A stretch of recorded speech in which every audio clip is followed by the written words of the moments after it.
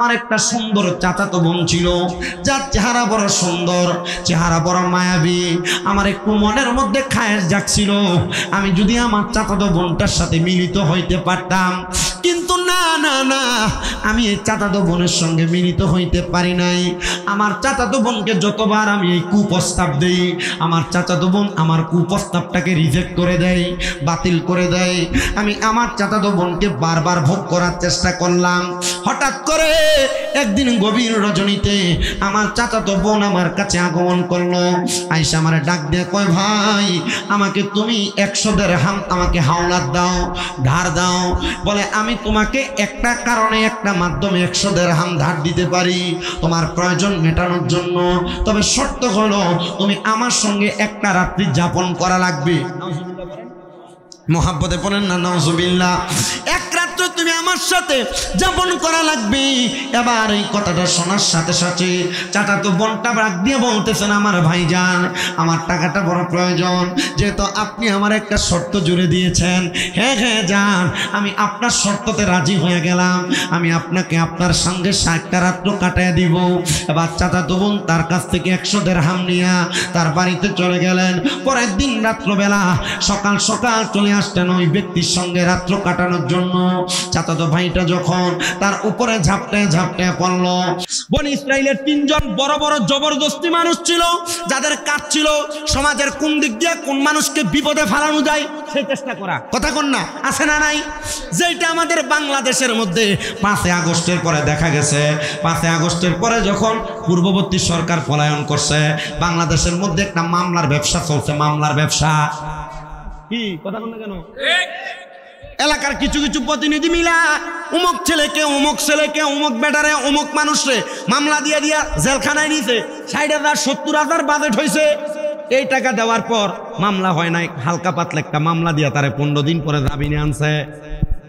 আপনারা কোন তো কথাটা সত্য না মিথ্যা? আপনাদের এলাকায় কি চলছে জানি না, আমার কুমিল্লাতে চলছে। কথা কি বুঝতে পারতেছেন আপনারা? আলহামদুলিল্লাহ এতটুক ফরিয়াদ জানে আল্লাহর কাছে, আল্লাহ আপনি বাংলাদেশের যারা সুন্নি মুসলমান তাদেরকে আপনি এমন বাজে কাজ থেকে হেফাজতে রাখেন। আপনারা আর জোরে পড়ে না আমিন। আমার নবী বলেছেন, তোমরা জানার শর্ত তোমার কোনো ভাই বিপদে পড়ে যাচ্ছে, জানার পরে যদি তোমরা তোমার ভাইটাকে উদ্ধার করো, তাহলে আল্লাহ তাআলা তোমাদেরকে জান্নাতের জামিনদারি দায়িত্ব নিয়ে নেবেন। আমার নবী জোরে কোন মারহাবা। তো বনি ইসরাইলের ওই 3 ব্যক্তির কাজ ছিল মানুষের ক্ষতি করা। কি করা? কথা বলে না, কি করা? মানুষের ক্ষতি করা। ওই বনি ইসরাইলের 3 ব্যক্তি মানুষের এমন ক্ষতি করে, মানুষ তাদের ক্ষতির জ্বালাতনের কারণে এলাকার মধ্যে থাকে না, কিন্তু তারা সর্বশেষ সময় যখন মানুষকে ক্ষতি করার ফোন দিয়াটে 3 জনে একসাথে বুদ্ধি করে। এলাকার মানুষ কেমনে জানি তাদের ক্ষতি করার কারণ যায় না ফেলে, মানুষ আগে আগে সাবধান হয়ে যায়। তারা 3 জন একসাথে চিন্তা করলো, যেহেতু আমরা যে বুদ্ধি করি মানুষ তার পরিপন্থী অন্য একটা বুদ্ধি বের করে, চলো আজকে আমরা এখানে আমাদের বুদ্ধির ব্যাপারে কথা বলবো না, আমাদের মানুষের ক্ষতি করার বুদ্ধিগুলা আমরা আমাদের এলাকা ছাইরা রানীখারের পরে যে গ্রাম নূরপুর এলাকায় যে আমরা বুদ্ধিটা করব, তাহলে আমার এলাকার মানুষ কোনো খবর পাবে না।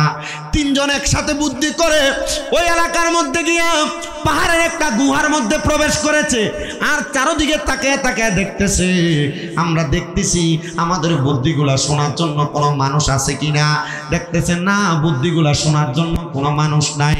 যখন এমন দেখলেন, তারা 3 জন গুহার মধ্যে ঢুইকা ঢুইকা প্রশ্ন করতেছে, আগামী 1 সপ্তাহ কার কেমন ক্ষতি করবে।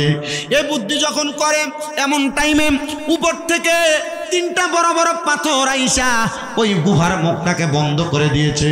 গুহার মুখটা বন্ধ হওয়ার পর ওই 3 জন খারাপ ব্যক্তিত্ব বনি ইসরাইলের মানুষ চিন্তা করে, হাইরে এত বড় বড় পাথর আমাদের গুহার মুখের মধ্যে চলে আসলো, আমরা কেমনে গুহা থেকে বের হব? সম্ভব না, কোনোভাবে বের হওয়া সম্ভব না। তখন তারা 1 দিন 2 দিন করে 3 দিন গুহার মধ্যে আটকে রইলেন। কোনো খাবার নাই, কোনো পানি নাই, চলাফেরা করার মতো কোনো শক্তি নাই।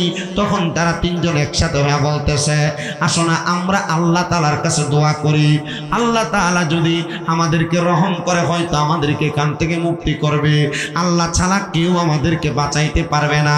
এবার আপনারা বলেন, আমাদেরকে সমস্ত প্রকার বিপদ থেকে উদ্ধার করেন তিনি কে? কঠিন রোগে আক্রান্ত হয়ে গেছেন, হতাশাগ্রস্ত হওয়ার কোনো কারণ নাই। বিপদে পড়ে গেছেন, হতাশাগ্রস্ত হওয়ার কোনো কারণ নাই। আপনি কঠিন মুসিবতে পড়ে গেছেন, হতাশাগ্রস্ত চিন্তাগ্রস্ত হওয়ার কোনো দরকার নাই। আপনি অন্তরে বিশ্বাস রাখবেন যে আল্লাহ বিপদ দিয়েছেন, সে আল্লাহ বিপদ থেকে উদ্ধার করবেন। কারণ লা ইউকাল্লিফুল্লাহু নাফসান ইল্লা উসআহা, আল্লাহ তাআলা কারোর সাধ্যের বাহিরে কোনো কিছু চাপিয়ে দেয় না। আপনি মুসিবতে পড়বেন, ক্যান্সার আক্রান্ত হবেন, আল্লাহ জানে ক্যান্সার আপনার দিলে আপনি এটা সহ্য করে থাকতে পারবেন, এজন্য আপনাকে ক্যান্সার দেয়। আমার আম্মা আজকে 5 মাস অসুস্থ। আমি আল্লাহর কাছে অনেক কাঁদছি, আল্লাহ আপনি আমার মারে অসুস্থ বানায় রাখছেন। আমি এখনো আমার খুব কষ্ট লাগে, আমার মা যে হাতের ভিতরে স্ট্যান্ড নিয়ে নিয়ে হাঁটে। তা আমি আমার আল্লাহর কাছে কইছি, আল্লাহ আপনারা বলছেন লা ইউকাল্লিফুল্লাহু নাফসান ইল্লা উসআহা, আপনি কারো সাধ্যের বাহিরে কোনো কিছু চাপায় দেন না। আল্লাহ হয়তো আপনার কাছে আমার আম্মারে অসুস্থ বানায় আমাদেরকে পরীক্ষা করা আপনার জন্য ইচ্ছা হয়েছে, আপনার মনে সাধ জাগছে। আল্লাহ আমার আম্মা অসুস্থ, আপনি যদি ভালো মনে করেন অসুস্থ, আলহামদুলিল্লাহ। প্রথম 2 মাস অনেক কষ্ট করছে, আলহামদুলিল্লাহ। সারা বাংলাদেশে আমার অনেকগুলা ভক্ত আছে, এর মধ্যে নরসিংদীর একটা ভক্ত বেলাবো বাড়ি, ওনার শাশুড়ি সহ আমার বাড়িতে আমার আম্মার খেদমত করে। মাঝে মাঝে হোমনার একটা মহিলা যায়, আমার আম্মার খেদমত করে। বরুড়ার একটা মহিলা যায়, আমার আম্মার খেদমত করে। আমি এখন বাহিরে হরদম সে মাহফিল করতে পারি, আমার কোনো চিন্তা নাই, তারা আছে আমার আম্মার পাশে। আমি এতটুক চিন্তা করি, প্রথম যে 2 মাস আমার আম্মা অসুস্থ, খাটে শোয়া, আমি পাশে নিচে ফ্লোরের মধ্যে শুইছি, আমি আমার আম্মার পাশে শোয়া, কখনই ডাক দেয়। এখনো আমি যে আমার রুমে ঘুমাই, আমার ছোট ভাইরে কইছি তুই আমার নিচে পাশে নিচে ঘুমাইবি, আমার আব্বা পাশে ঘুমা, কখনই ডাক দেয়। কেন জানেন? কারণ আমি বিশ্বাস করি আমার আম্মা জানের দোয়ার বরকতে আল্লাহ তাআলা আমাকে অনেক কিছু দিবে। আমার 6টা মাদ্রাসা চলে, আপনারা অনেকে জানেন। আমি এতটুকু বিশ্বাস করি মরার পর আল্লাহ তাআলা এটার জন্য আমাকে আলাদা একটা নিয়ামত দিবে। কি আপনারা কি নিয়ামত চান না? আল্লাহ তাআলা এটা চাপিয়ে দিচ্ছেন। কত মানুষ আইসা আম্মাকে দেখতে আসলে বলে তুই যে বয়সে এতটুক হয়ে যাবি আমরা তো চিন্তা করি নাই। এটা চিন্তা করার কিছু না, মহান আল্লাহ তাআলার চিন্তা আর মানুষের চিন্তা এটা এমন অবাস্তব। আল্লাহ তাআলা যেটা চিন্তা করে বান্দার ভালোর জন্য চিন্তা করে। বান্দা যদি মনে করে না আমার ছোট ভাই সে কামাই করে 5,000 টাকা দৈনিক আর আমি কামাই করি 500, এটা হইতে পারে না। না না, আপনি মানতে হবে আপনার ছোট ভাই 5,000 টাকা কামাই করে সে শান্তি পায় না, আপনি 500 কামাই করে তার চাইতে আরো বেশি শান্তি পান। কথা বলেন ঠিক কিনা? এজন্য আল্লাহর ফয়সালা মেনে নেবেন, আল্লাহ কবুল করেন, জোরে পড়েন আমিন। আল্লাহ তাআলা আমাদেরকে সকল প্রকার মুসিবত থেকে উদ্ধার করুন, জোরে বলেন আমিন। ওই 3 ব্যক্তি বলেন আমাদেরকে উদ্ধার করবে আমার আল্লাহ, চলো আমরা আমার আল্লাহর দরবারে আমাদের মুসিবত থেকে উদ্ধারের জন্য দোয়া চাই। আমাদের এমন কোনো ভালো কাজ আছে কিনা যে ভালো কাজের মাধ্যমে আল্লাহ তাআলা আমাদেরকে উদ্ধার করবে বিপদ থেকে। এবার আল্লাহর বান্দাটা আল্লাহর কাছে দোয়া করে, আল্লাহ আমার কোনো ভালো কাজ নাই, আমার একটাই মাত্র ভালো কাজ আছে। কোন ভালো কাজ? আমার একজন কাজের লোক ছিল, যে কাজের লোক আমার বাড়িতে কর্ম করত, আমার বাড়িকে খাইতো, আর আমি তারে প্রতিদিন কাজের বিনিময়ে 2 খুশি করে চাল দিতাম। খুশি চিনেন তো আপনারা? খুশি আপনারা কি বলেন? পোড়া পোড়া 2 পোড়া করে চাল দিত, 2 খুশি করে চাল দিত, 2 বল করে চাল দিত। ওই কাজের লোক বলেন আমার এই চালগুলা খাওয়ার মতো কোনো মানুষ নাই। আমি আমার কাজের যেই মালিক ছিল ওনাকে বললাম যে তো আপনি আমাকে খাওয়ান এবং 2 ফোড়া করে করে আমার চাল দেন, আপনি আমার চালগুলা আপনার কাছে জমা রাখেন আর খাবারটা আপনি আমার নিয়মিত খাওয়ায়েন। আমি 1 মাস পর্যন্ত কাজ করলাম। কাজ করে ওই কাজের লোক বাড়ির মালিককে বললেন আপনি আমার চালগুলা আপনার কাছে আমানত রাখেন। এই শব্দটা মনে রাখেন, কি রাখেন? আমানত রাখেন। আমি আমানত দিয়া মালিকের বাড়ির কাজটা ছেড়ে দিয়ে চলে গেলাম, ওনার কাজ শেষ। আমি বললাম হে মালিক আপনার কাছে আমার এই চালগুলা আমানত। আমার ওই জনের ব্যক্তি যখন চলে গেল, 2-3 মাস যাওয়ার পর চাউলের ভিতর কেরি পোকা ধরে। আপনারা কি পোকা বলেন? কেরি পোকা ধরে।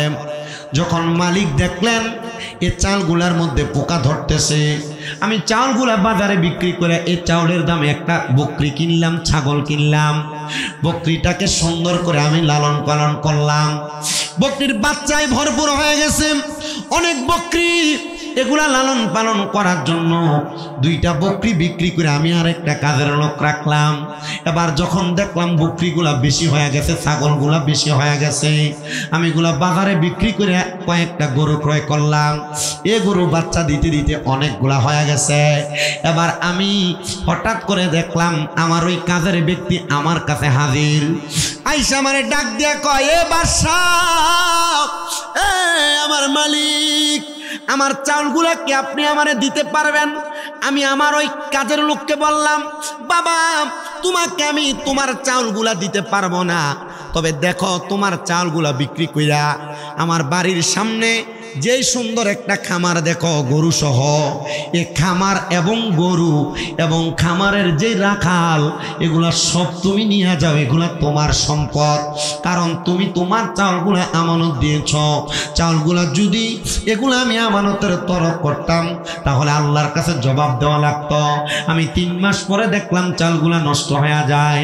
যারে বাবা চালগুলা বিক্রি করে আমি ছাগল কিনা বকরি কিনা তারপর গরু ক্রয় করে এটা বানাইছি, এগুলার মালিক তুমি। এবার ওই ব্যক্তি ডাক দিয়ে বলতেছে, আমার জীবনে একটাই মাত্র ভালো কাজ আছে, আমি আমার লোক যিনি আমার কাছে আমানত রাখছে আমি তার আমানতের খেয়ানত করি নাই। ও আল্লাহ, তুমি এই আমানতের কারণে আমার দোয়াটা কবুল করো।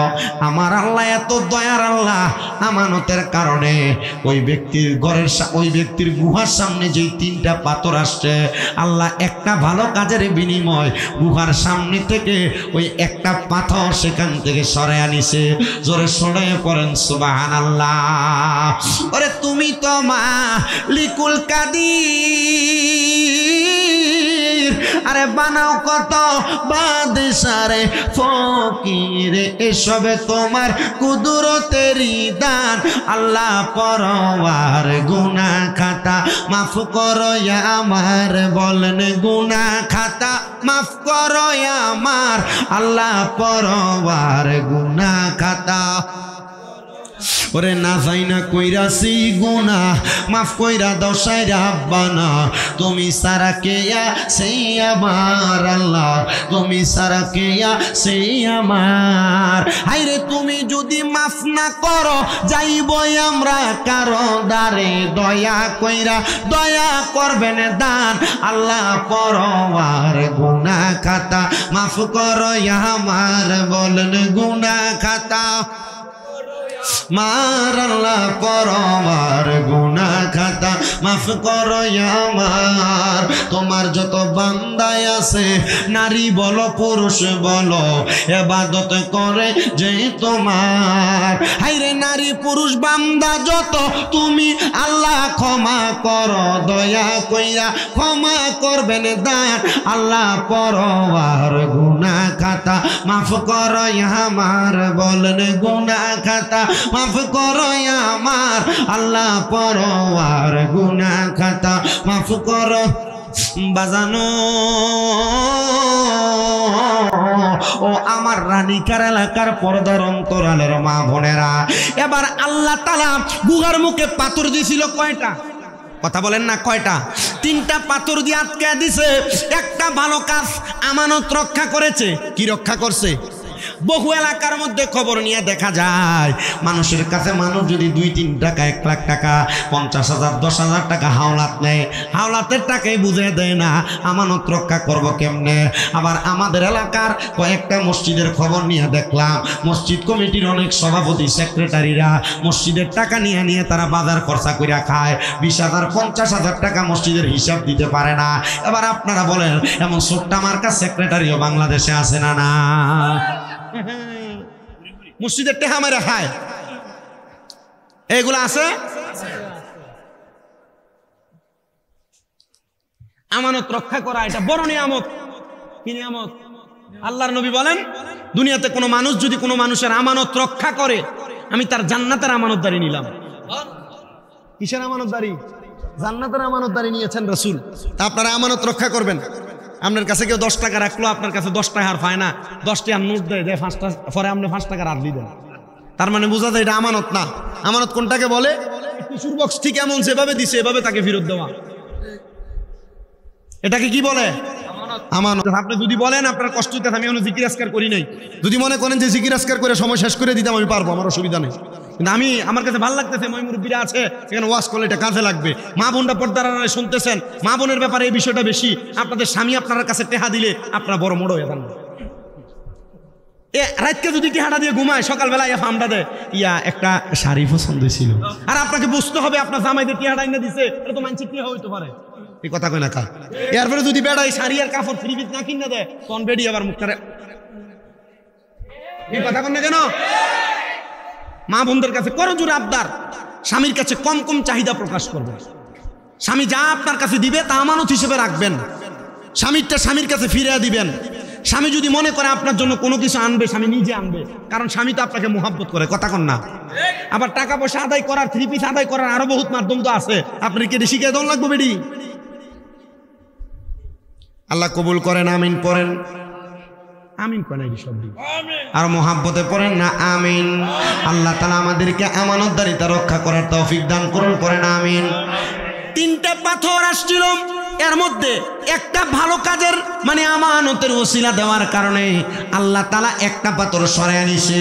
এবার বাকি আছে আরো 2 জন। একজন ডাক দিয়ে বলতেছে, এবার তুমি তোমার কোনো ভালো কাজের ওসিলা দিয়া দোয়া করো, আল্লাহ নি তোমার ভালো কাজের ওসিলাই তোমাকে এই পাথরের গুহা থেকে বাঁচায়া দেয়। দোয়া করতেছে আল্লাহর কাছে, ও মনিব আমার এমন কোনো ভালো কাজ নাই, তবে আমার জীবনে একটা ভালো কাজ আছে। কি ভালো কাজ? বলে আমার একটা সুন্দর চাচাতো বোন ছিল, যার চেহারা বড় সুন্দর, চেহারা বড় মায়াবী। আমার একটু মনের মধ্যে খায়েশ জাগছিল আমি যদি আমার চাচাতো বোনটার সাথে মিলিত হইতে পারতাম, কিন্তু না না না, আমি এই চাচাতো বোনের সঙ্গে মিলিত হইতে পারি নাই। আমার চাচাতো বোনকে যতবার আমি এই কুপ্রস্তাব দেই, আমার চাচাতো বোন আমার কুপ্রস্তাবটাকে রিজেক্ট করে দেয়, বাতিল করে দেয়। আমি আমার চাচাতো বোনকে বারবার ভোগ করার চেষ্টা করলাম।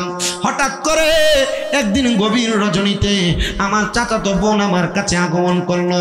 আয়েশা আমারে ডাক দিয়ে কয়, ভাই আমাকে তুমি 100 দিরহাম আমাকে হাওলাত দাও, ধার দাও। বলে আমি তোমাকে একটা কারণে, একটা মাধ্যমে 100 দিরহাম ধার দিতে পারি তোমার প্রয়োজন মেটানোর জন্য, তবে শর্ত হলো তুমি আমার সঙ্গে একটা রাত্রি যাপন করা লাগবে। মোহাব্বতে পড়েন না নাউজুবিল্লাহ। এক রাত্র তুমি আমার সাথে যাপন করা লাগবে। এবার এই কথাটা শোনার সাথে সাথে চাচাতো বোনটা রাগ দিয়ে বলতেছেন, আমার ভাইজান আমার টাকাটা বড় প্রয়োজন, যেহেতু আপনি আমার একটা শর্ত জুড়ে দিয়েছেন। হ্যাঁ হ্যাঁ যান, আমি আপনার শর্ততে রাজি হয়ে গেলাম, আমি আপনাকে আপনার সঙ্গে 60টা রাত্র কাটায় দিব। এবার চাচাতো বোন তার কাছ থেকে 100 দিরহাম নিয়ে তার বাড়িতে চলে গেলেন। পরের দিন রাত্রবেলা সকাল সকাল চলে আসতেন ওই ব্যক্তির সঙ্গে রাত্র কাটানোর জন্য। চাচাতো ভাইটা যখন তার উপরে ঝাপটায় ঝাপটায় পড়ল, উনি ডাক দিয়ে বলতেছে, আমার চাচাতো বোন আমার কাছে আবদার করেছে হাত জোর কইরা, ওগো ভাই আপনি কি আমার আল্লাহরে ভয় করেন না? আপনি আমার আল্লাহরে ভয় কইরা আমার ইজ্জতটাকে আপনি রক্ষা করেন, আমার ইজ্জত আপনি নষ্ট করবেন না। আমি জানি আপনি এই দুনিয়ার জমিনের মধ্যে আমাকে ভোগ করতে চাইলে এখনই পারবেন, তবে আল্লাহরে ভয় কইরা আজকের জন্য আপনি আমারে ছাড় দিয়া দেন। আমার চাচাতো বোন এই কথাটা বলার সাথে সাথে আল্লাহকে ভয় কইরা আমি আমার চাচাতো বোনকে ছাড় দিয়া দিলাম। আমার জীবনে আর কোনো ভালো কাম নাই, এই একটাই মাত্র ভালো কাম আছে। ওগো আল্লাহ এই ভালো কাজটার ওসিলায় তুমি আমারে মাফ করে দাও। আমার আল্লাহ তাআলা এমন কুদরতি একটা আকাশের মধ্যে আচমকা আওয়াজ দিয়া ওই গুহার মধ্যে থেকে দ্বিতীয় পাথর সরাইয়া দিছে। কোন সুবহানাল্লাহ। এ রানীকার এলাকার যুবক, এ মুরব্বী বাবা, পর্দার অন্তরালের মা বোনেরা, তোমার সামনে অনেক গুনাহ করার সুযোগ, তবে যদি তুমি গুনার কাছ থেকে ফিরে আসতে পারো আল্লাহ তাআলা তোমার বড় বড় মুসিবত দূর করে দিবে, বড় বড় রোগ মাফ করে দিবে। বড় বড় গুনাহ থেকে তুমি যদি বাইচে আসতে পারো আল্লাহ তাআলা তোমার সকল সমস্যা সমাধান করে দিবে। বলেন সুবহানাল্লাহ। আল্লাহ ও গো আল্লাহ ক্ষমা করে দাও, মাফ করে দাও। বলেন আল্লাহ ও গো ক্ষমা করে দাও, মাফ করে দাও। যত দিনে বাঁচিবে সুপথে চালাও মাফ করে দাও বলেন আল্লাহ ও গো আল্লাহ ক্ষমা করে দাও মাফ করে দাও তোমাকে না দেখিয়া তোমাকে না চিনিয়া ঈমান এনেছি তবুও তোমাকে না চিনিয়া তোমাকে না দেখিয়া ঈমান এনেছি তবুও সেই ওসিলাই রহমত দয়া বিলাও বলেন সেই ওসিলাই রহমত দয়া বিলাও ক্ষমা করে দাও মাফ করে দাও বলেন আল্লাহ ও গো আল্লাহ ক্ষমা করে দাও মাফ করে দাও কাউকে ডরি না কাউকে ভয় না ভালোবাসি মোরা শুধু তোমাকে সেজদা করে মোরা শুধু তোমাকে কাউকে ডরি না কাউকে ভয় না সেজদা করে মোরা শুধু তোমাকে সেই ওসিলাই রহমত দয়া বিলাও সেই ওসিলাই রহমত দয়া বিলাও ক্ষমা করে দাও মাফ করে দাও একটা জবান বন্ধ রাখবেন না জবানটা ছেড়ে দিয়ে জোরে পড়েন আল্লাহু আকবার এ রানীকার এলাকার বাবারা এ মুসলমান ইমানদারেরা এবার আল্লাহর বান্দা দুইজনের দোয়ার কারণে গুহার মুখের দুইটা পাথর সরে গেছে এবার তৃতীয় ব্যক্তিকে ডাক দিয়ে বলে তোমার জীবনে এমন কোন ভালো কাজ আছে নাকি যেই ভালো কাজের কারণে আল্লাহ তাআলা আমাদের সবাইকে এখান থেকে উদ্ধার করে দিবে যেহেতু দুইজনের দুইটা ভালো কাজের দোহাই দেওয়ার কারণে আল্লাহ দুইটা পাথর সরিয়ে দিছে আমাদের বিশ্বাস গো আর একটা ভালো কাজের দোহাই দিলে আল্লাহ তাআলা আমাদেরকে এখান থেকে উদ্ধার করে নিবে হায়রে আমার বাবা ওই ব্যক্তি ডাক দিয়ে বলে আমার জীবনে এমন কোনো ভালো কাম নাই তবে আমার একটা ভালো কাম আছে আমার বাড়িতে একটা বৃদ্ধ মা আছে কথা কয় না কি আছে আমার বাড়িতে একটা বৃদ্ধ মা আছে ওই বৃদ্ধ মা বাড়ির মধ্যে বিছানাতে সময় কাটাইতো আমি আমার মাকে প্রত্যেক দিন সন্ধ্যাবেলা আমার ওটটাকে দহন কইরা ওটার প্রথম দুধরা আমার মারে খাওয়াইতাম তারপর আমার সন্তানরে তারপর আমার স্ত্রীকে এরপর যদি দুধ বাঁচত আমি নিজে পান করতাম কিন্তু একদিন আমার মা জননী দুধ খাওয়ার জন্য অপেক্ষা করতেছে আমি আমার ওটটার কাছে যখন দুধ দহন করতে গেলাম ওটটা অনেকক্ষণ সময় পর্যন্ত নাড়াচাড়া করে আমি ওটের কাছে যাইয়া আবদার জানাইলাম রে ওট এই ওটের দুগ্ধটা আমার মা পান করবে লম্প জম্প কইরো না নড়াচড়া কইরো না আমাকে একটু সুযোগ দাও আমি কথা বলার সাথে সাথে ওটটা শান্ত হয়ে গেল আমি ওটের দুধটা দহন করতে করতে আমার মা জননী ঘুমায় গেছে আমি দুধটা নিয়ে আমার মার সামনে দাঁড়াইলাম আমার মাকে ডাক দেই না কারণ আমার মা জননী ঘুমাইতেছে আমি দুধটা নিয়ে দাঁড়ায় রইলাম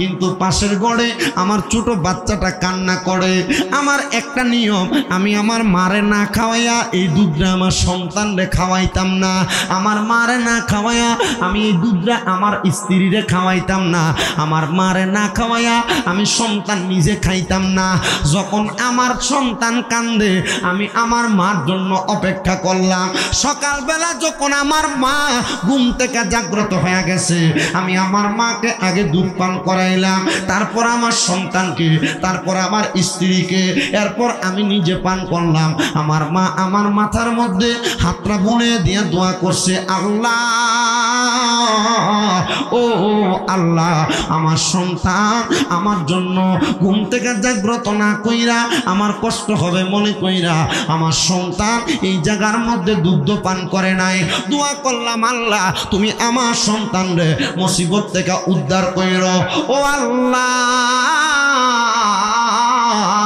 আমার কাছে আর কোনো দোয়া নাই, একটা মাত্র ভালো কাজ আছে। আমি আমার মারে দুধ পান না করাইয়া অন্য মানুষকে দুধ পান করাইতাম না। আল্লাহ গো, এই দোয়াটার কারণে তুমি আমাকে এখান থেকে উদ্ধার করো। 3 ব্যক্তি বলে এই 3টা দোয়া করার কারণে আল্লাহ তাআলা গুহার মুখ থেকে বড় বড় পাথর সরাইয়া দিছে।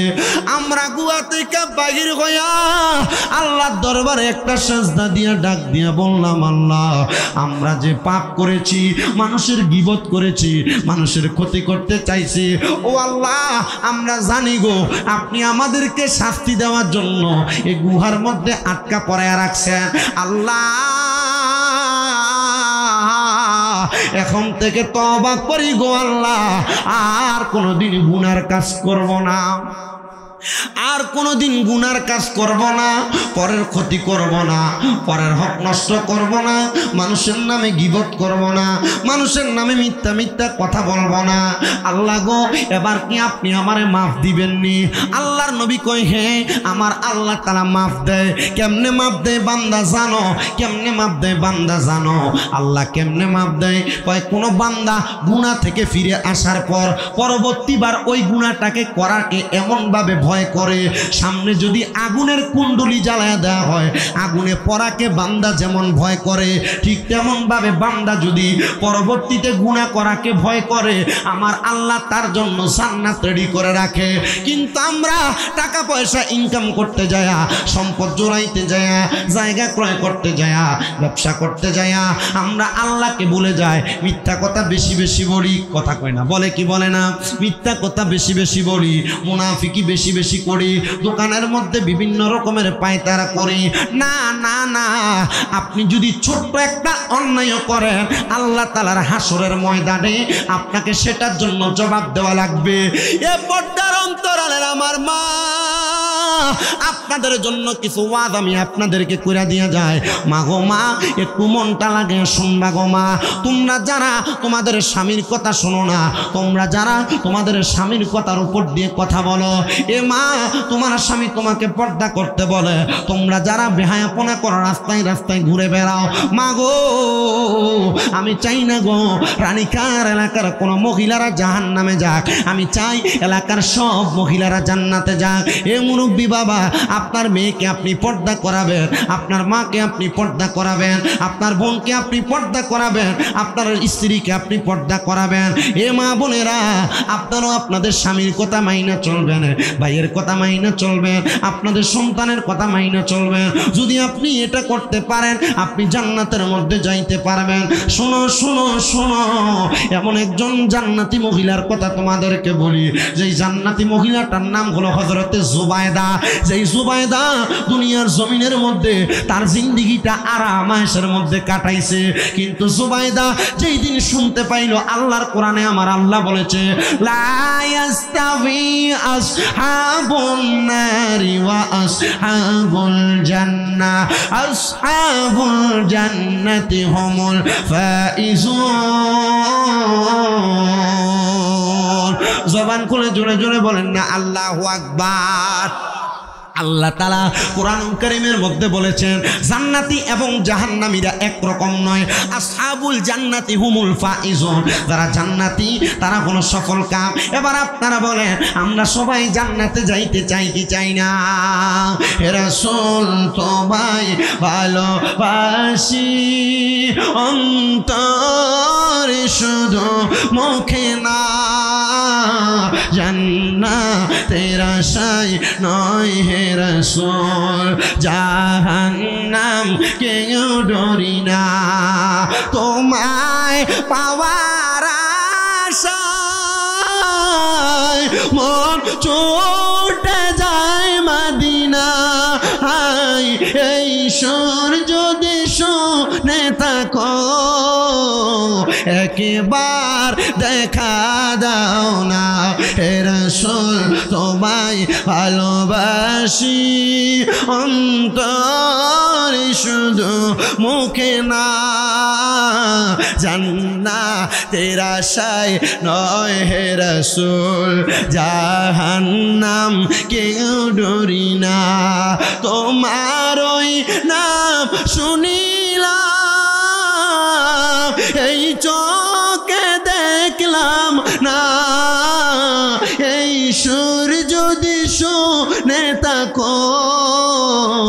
একবার দেখা দাও না, এই সুর যদি শুনে থাকো একবার দেখা দাও না, হে রাসূল তোমায় ভালো অন্তরে শুধু মুখে না, জান্নাতের আশায় নয় হে রাসূল, জাহান্নাম কেউ ডরি না। হায়রে হযরতে জুবায়দা ডাক দিয়া বলে, এই জগতের মানুষ, আমার বড় আরামায়েশের জীবন ছিল, আমার বড় শান্তির জীবন ছিল, আমি এই শান্তি পাইয়া আমি আল্লাহর কথা ভুলে গেছি, আমি মানুষের সঙ্গে ভালো ব্যবহার করা ভুলে গেছি। আমাদের সমাজে অনেক মহিলা আছে যাদের স্বামী বিদেশ থাকার কারণে তার পার্শ্ববর্তী জালদেরকে দাম দেয় না, পার্শ্ববর্তী মহিলাদেরকে সম্মান করে না, শ্বশুর শাশুড়ির সঙ্গে ভালো ব্যবহার করে না। এ পর্দার অন্তরালের মাগো, আপনাদের কাছে করজোরে আবদার, আমার আল্লাহ আপনার স্বামীকে যেমন সম্পদ দিয়েছে, আল্লাহ চাইলে এই সম্পদ ছিনিয়ে নিতে আমার আল্লাহর একটা সেকেন্ডও লাগবে না। এই জন্য মা, স্বামী ইনকাম বেশি করে বিদায় অহংকার করো না, শ্বশুর শাশুড়ির সঙ্গে বাদে ব্যবহার করো না, তোমার স্বামীর কামাই তোমার দেবর খায় বিদায় বাদে আচরণ কইরো না। এ পর্দার অন্তরালের মা, এলাকার মহিলাদের সঙ্গে বাজে আচরণ অহংকার দেখায়ও না। ও মা গো, ওই জুবায়দা নামক মহিলাটা ডাক দিয়া বলে, আমি যখন দেখলাম আমার বড় অহংকার, আমার বড় তাকাব্বুরি, আমি আল্লাহর জান্নাত জাহান্নামের কথা শুনলাম, কিন্তু আমার কাছে মনে হইল আমার তো সম্পদের অভাব নাই, কিন্তু আল্লাহ তাআলার জান্নাত আমি পাবো কিভাবে? আমি আবার চিন্তা করলাম, জান্নাত তো মরার পরের বিষয়, মরার পরে মানুষের শরীরটা জ্বলে যায়, পচে যায়, গলে যায়, আমি দুনিয়াতে জান্নাতের মতো মজা নিতে চাই। রানী জুবায়দা ডাক দিয়া বলতেছে, আমার জন্য সুন্দর একটা বিছানার ব্যবস্থা করো, যেই বিছানার মধ্যে ওই জুবায়দা নামক মহিলাটা আরাম করে করে ঘুমাইতেন, ওই বিছানাটাকে পরিষ্কার করার জন্য একটা কাজের মহিলা রাখছে, যে মহিলার কাজ ছিল সকাল থেকে সন্ধ্যা পর্যন্ত এই বিছানাটাকে ঝাড়ু দিয়া সুন্দর কইরা বিছানার মধ্যে গোলাপের পাপড়ি ছিটিয়া দিবে, সুগন্ধি ছিটিয়া দিবে, ওই বিছানার মধ্যে জুবায়দা নামক মহিলাটা ঘুমাইবো। এত আরাম আয়েশের জীবন চিন্তা করছো নি গো মা?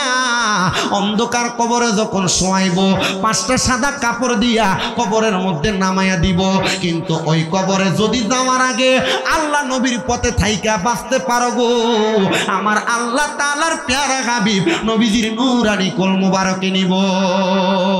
আরে আমার বিয়ার যাত্রী আমি 4 জনারে দেখি, আন্দার ঘরে নামাই দিয়া দিব আমায় ফাঁকি কন্যা।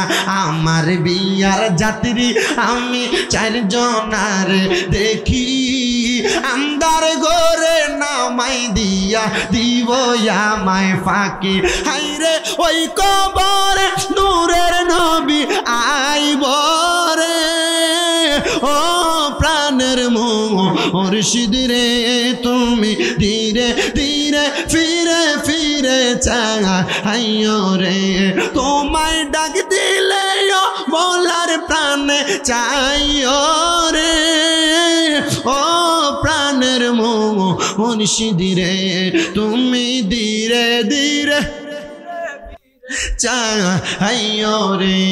লাল বলো নীল বলো কত রঙের শাড়ি, শেষ বিদায় পরাই দিব সাদা মার্কিন শাড়ি। বলো লাল বলো নীল বলো কত রঙের শাড়ি, আমায় কিন্তু পরাইয়া দিব সাদা মার্কিন শাড়ি।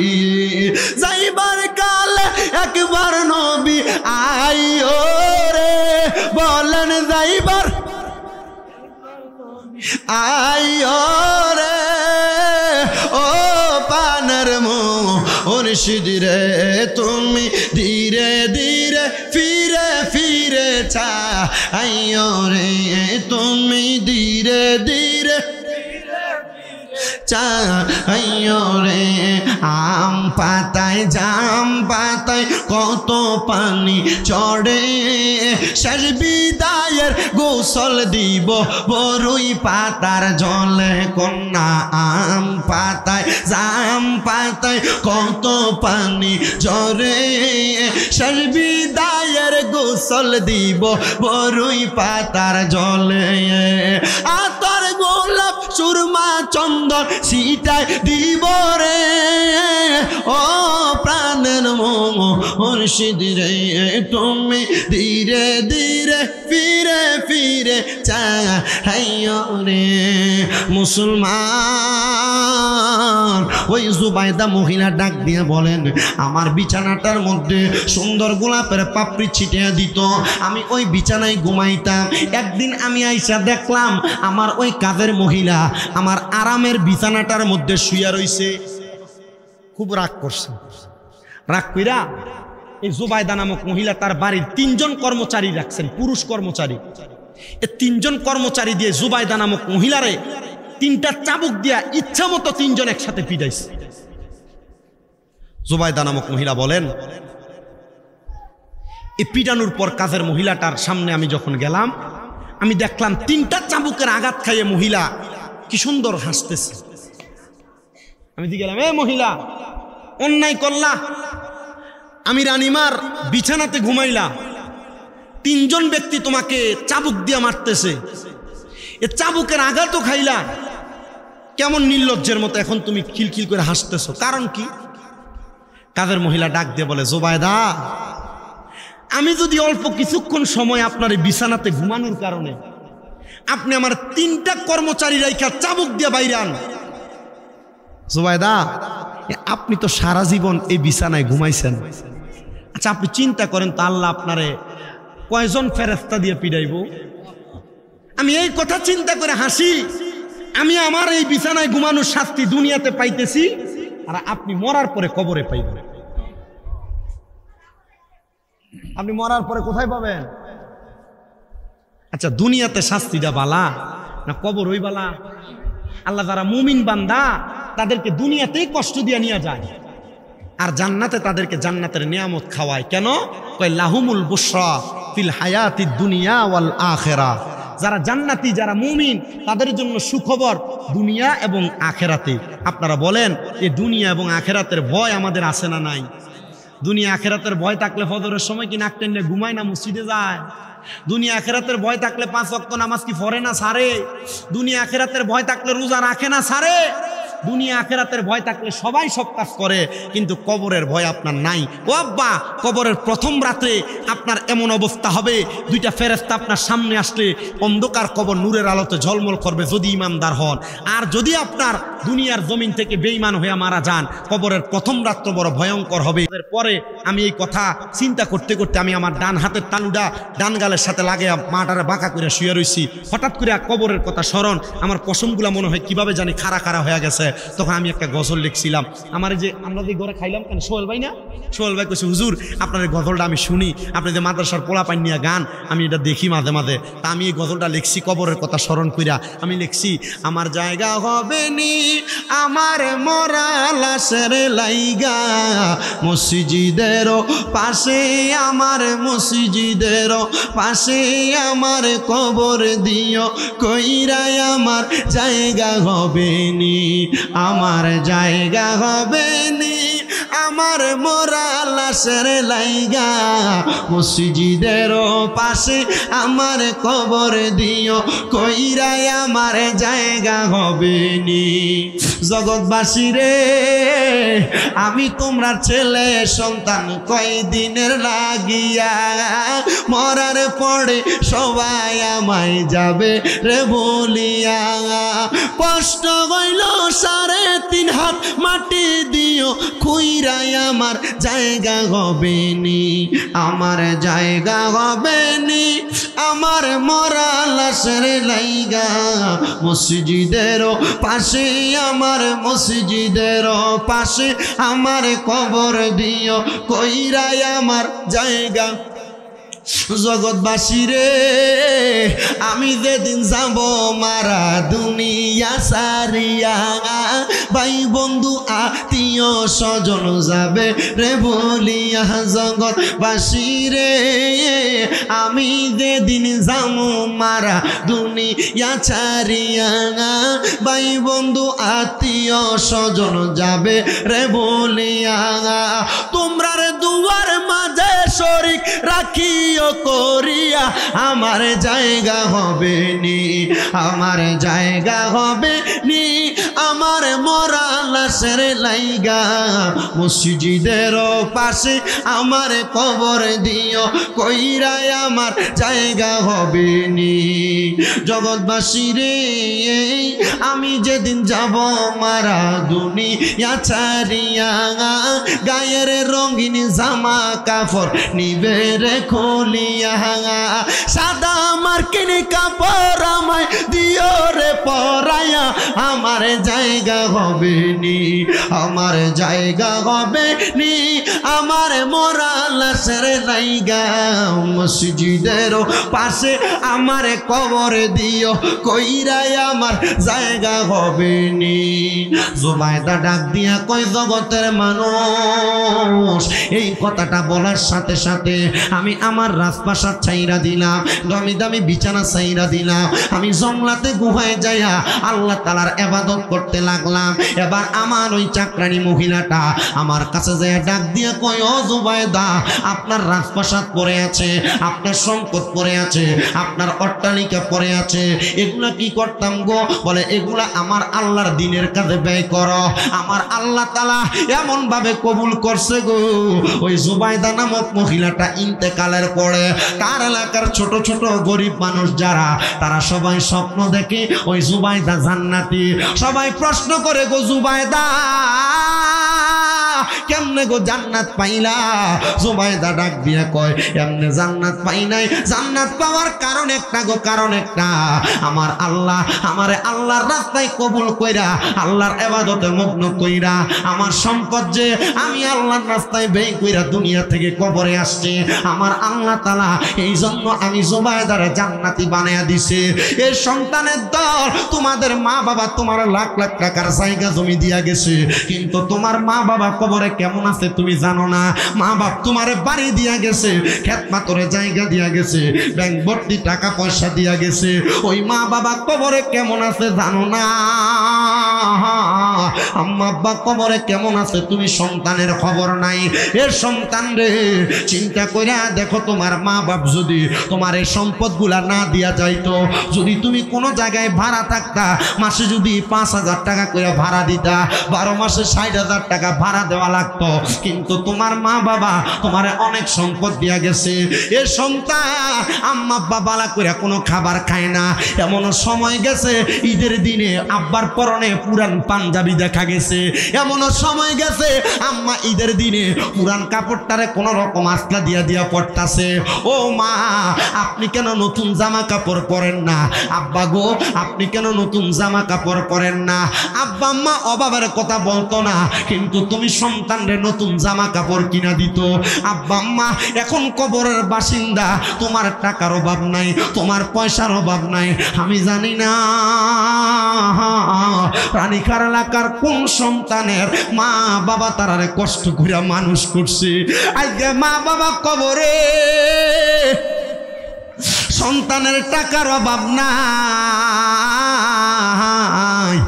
কিন্তু 500 টাকা দিয়ে আব্বার একটা লুঙ্গি কিনা পরাইতে পারে না আব্বা কবরে আমি জানি না রে রানীখার আদর্শ গ্রামের এই খানকা এলাকার কোন সন্তানের মা কবরে মা কাপড়ের আসলা থেকে 10-20 টাকা বাগির কইরা কইরা সেই সন্তানরে দিয়া দিছে আজকে মা কবরে ওই সন্তান মারে 500 টাকা 1000 টাকা দিয়া কিনে একটা কাপড় পরাইতে পারে না আল্লাহ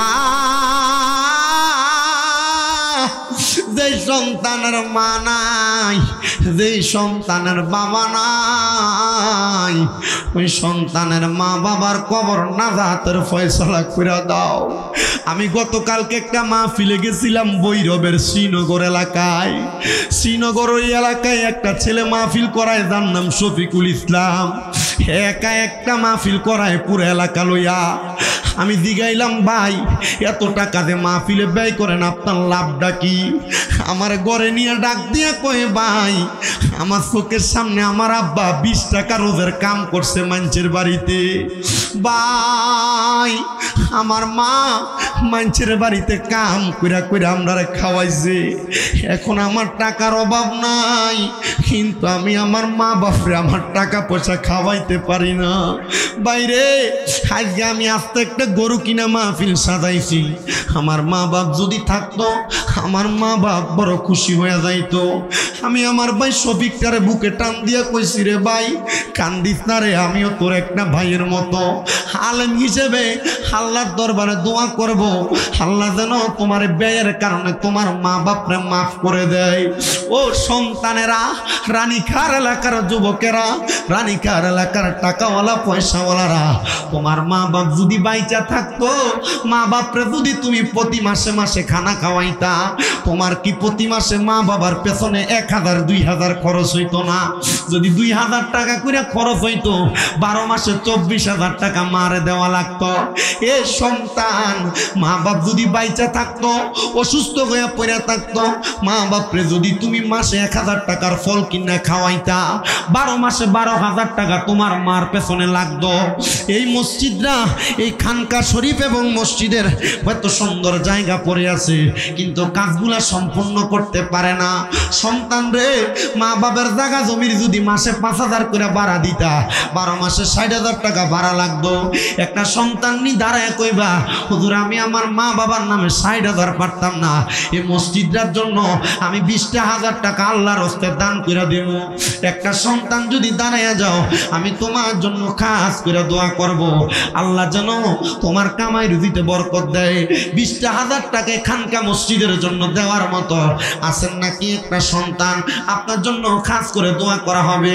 আল্লাহর নবী বলে, আস-সাখিউ হাবিবুল্লাহ, দানকারী হলো আল্লাহর বন্ধু।